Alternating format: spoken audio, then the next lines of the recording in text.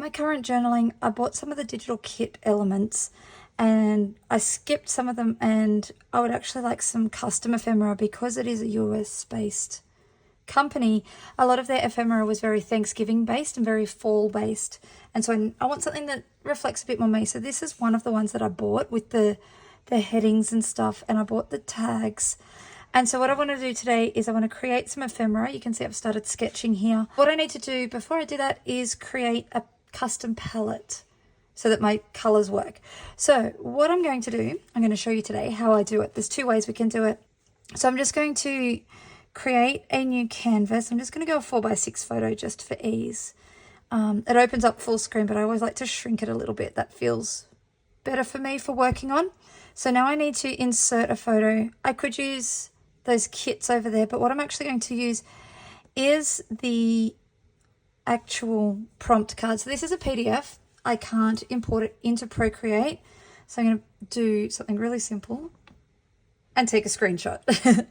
It's a really easy way to do this. So then I'll come back into Procreate, pick the tool, insert a photo. There we go. Select that photo, and that's imported there. So I don't actually need the whole thing. So I'm just going to bring it over here. And so I've just got just that bar there. So I'm just going to use the eraser. I could probably make it a bit bigger, make it a bit faster.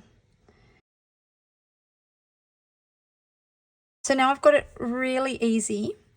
And so there's two ways we can do this now. So to do it manually, all I'm going to do is press this square just here and then hold over here on my board, and you'll see the circle comes up, and I'll just select that top color. Then I'm going to come over here to my color palette section, palettes, plus for new, create new palette, scroll up, I have quite a few, and add it. And so then I can do the same over here, and I don't even need to close this. Then I can just work my way down. So realistically, I didn't actually need to delete all that stuff, but just for the way my mind works, I like it nice and clean. So I can just see just what I'm working on. And there's my custom palette, and so now I can rename that.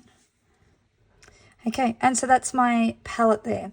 The other way that we can do it is we can just simply hit the plus button, go new from photo, select that screenshot, but you can see the difference. And so this is part of why I deleted that, was so that I could show you this. So what I could have done was cropped that other photo or saved this one and added it.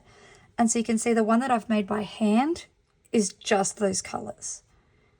Whereas this is a very different palette. I'm actually going to keep this palette. I'm actually going to rename that. We'll call that GD24.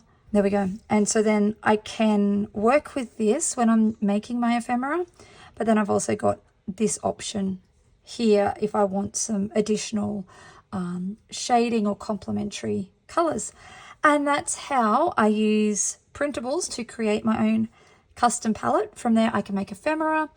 And once I've got it done in Procreate, I can then export it and put it on my Cricut. I'm also going to link in my comments how I convert from PDF to PNG for my Cricut using Procreate and also Photoshop. So I'll link that, and that's a link to it, just a blog post, not a video. I hope you found this little quick tutorial helpful, and enjoy your Procreate adventures. Be sure to tag me and show me what you're making.